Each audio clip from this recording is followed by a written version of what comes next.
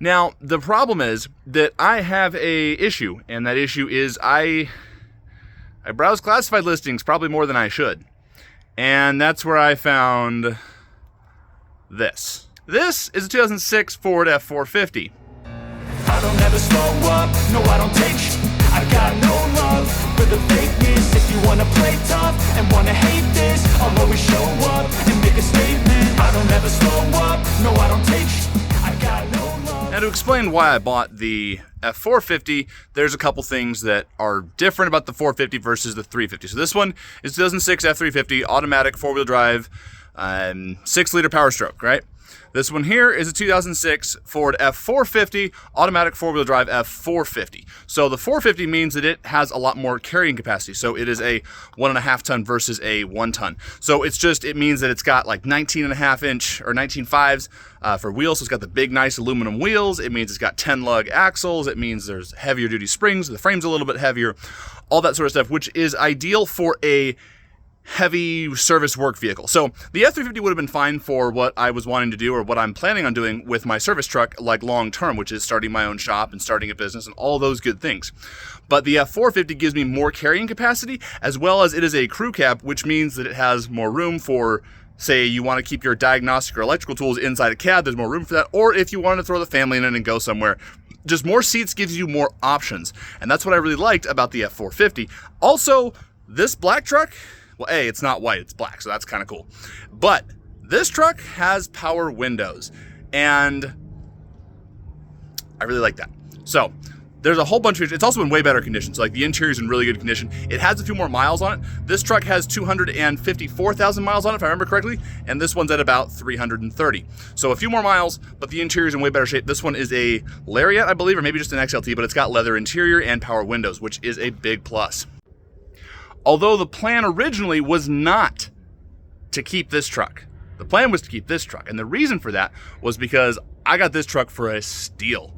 This truck came up on Facebook Marketplace. It was listed at $5,000, which for a crew cab F450 6-liter Power Stroke that's four-wheel drive, even if it needs an engine, that's a screaming deal. So I went out, I took a look at it, and I actually talked the guy down to $4,500 and walked out of there owning the truck.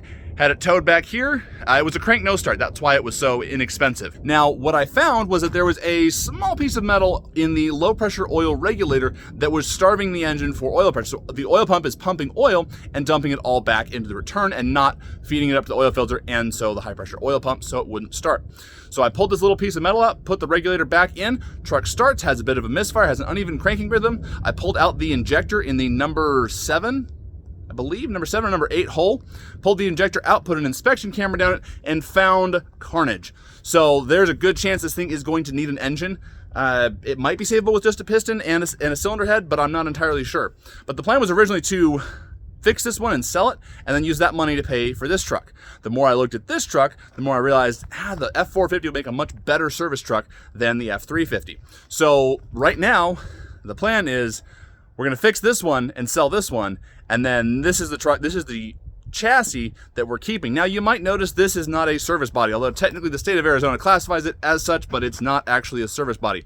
It is a custom welding body. This is actually a really interesting story on this because I don't want the welding body, I want a service body, and my plan was I was going to sell this welding body off to somebody who actually would use it, and I listed it in a couple of different Facebook groups to try to sell it.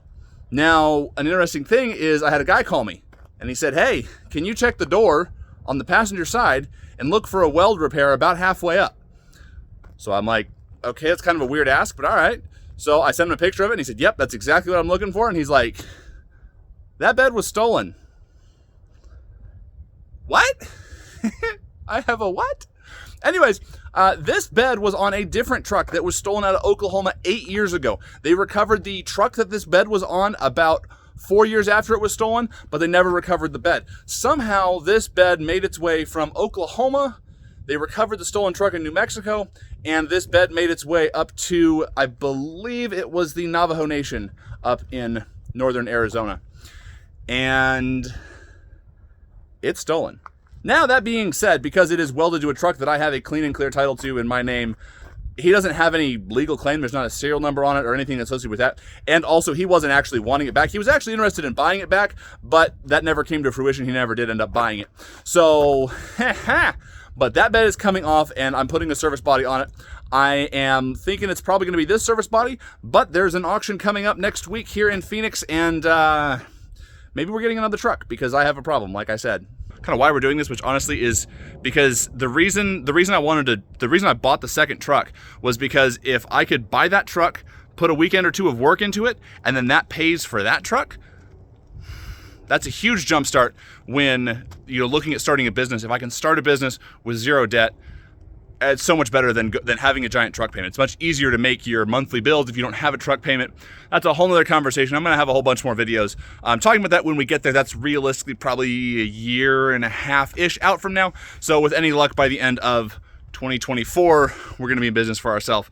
But we'll see if that happens. Definitely bookmark this video and come back and see in the end of 2024 if I am self-employed working out of my own service truck. So we'll see what happens with that. But anyways, that's just kind of the update. And I wanted to bring you this update because, like I said, we're going to the auction in 4 days to go and look at some trucks. I got to go on my day off, and they're not open weekends, so it's a bit of a juggling act. But we're going to get down there before the auction. We're going to take a look at some of the equipment and some of the stuff that's there and see if we can't maybe bid on it and win some trucks.